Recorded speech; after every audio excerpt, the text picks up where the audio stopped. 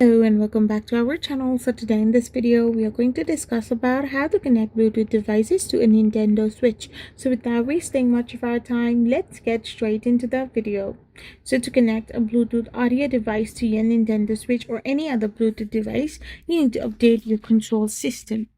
Once you have done this, you need to now go to System Settings on the Home menu and select Bluetooth audio or any other Bluetooth device. Now you need to choose simply Add Devices. After you choose on Add Device, you need to put your Bluetooth device in pairing mode. From the same Bluetooth device also, you need to activate your Bluetooth and put it in a pairing mode. Once this is done, select it from the list of found devices on your switch to establish the connection.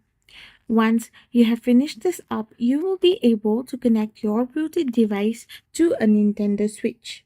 I hope you found this video helpful, so don't forget to hit that subscribe button and do give us a thumbs up.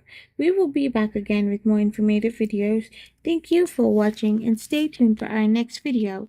We will be back again really soon.